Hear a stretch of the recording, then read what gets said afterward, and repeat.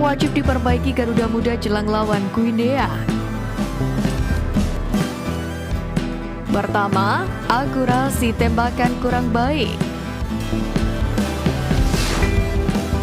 Dalam evaluasi Sintayong di Piala Asia U23 2024, minimnya jumlah tembakan tim menjadi sorotan. Timnas Indonesia U23 hanya mencatatkan 79 tembakan dengan hanya 19 diantaranya yang mengarah ke gawang.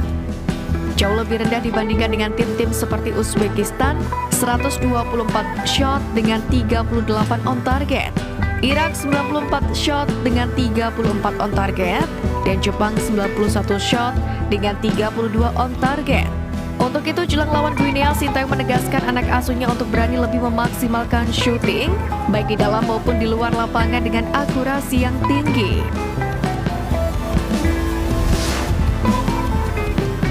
Kedua, pertahanan masih kurang solid.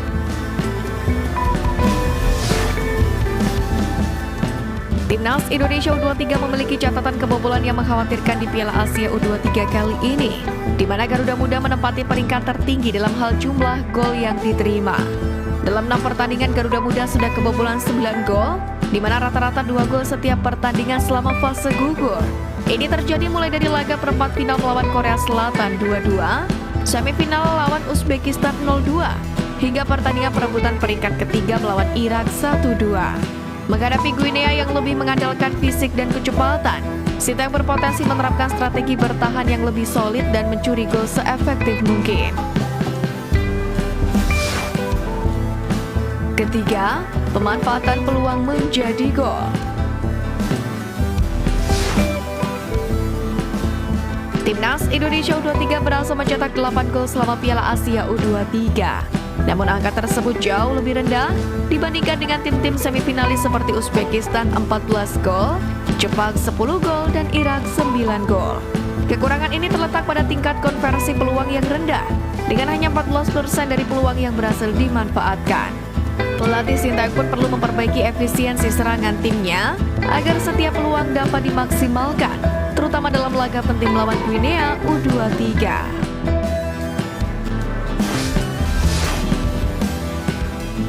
Punggawa Garuda Muda yang berpotensi dirotasi lawan Guinea. Pertama, Jim Kelly Stroyer. Jim Kelly sejatinya tampil cukup baik karena kerap membobol pertahanan lawan. Namun acap kali ia justru kehilangan bola ketika sedang menyerang. Pergerakan tanpa bolanya pun bisa dikatakan buruk. Sebab beberapa kali Timnas Indonesia U23 offside karena Jim Kelly Stroyer yang sudah terlalu maju. Hal tersebut pun kerap membuat rekan timnya kesulitan untuk mengoper pemain Persik Kediri tersebut. Kedua, Pratama Arhan. Arhan juga kerap kehilangan bola saat melawan Irak kemarin. Keputusannya saat memegang bola tak efektif seperti biasanya. Namun Arhan melakukan kesalahan fatal saat gawang Timnas Indonesia U23 bobol pertama kali dari Irak U23. Sebab Arhan tidak melompat ketika Zahid Tehsen mencoba menyundul bola yang akhirnya masuk ke gawang Timnas Indonesia U23 pada menit ke-27. Padahal andai saja Arhan melompat, setidaknya Zahid menyundul dengan kondisi yang tidak nyaman, sehingga arah bola mungkin bisa tidak ke gawang. Namun nyatanya Zahid dengan leluasa menyundul bola karena Arhan yang berada di dekatnya tidak melompat. Ketiga, Marcelino Ferdinand. Tidak dapat dipungkiri, Marcelino adalah wonderkid milik Timnas Indonesia yang saat ini tengah menjadi sorotan.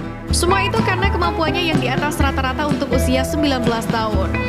Kendati demikian, permainan Marcelino Ferdinand justru dinilai buruk saat Timnas Indonesia U23 kalah 1-2 dari Irak U23. Pemain KMSKDC itu dianggap terlalu egois, sehingga kerap menguasai bola tanpa memberikan umpan kepada rekan setim.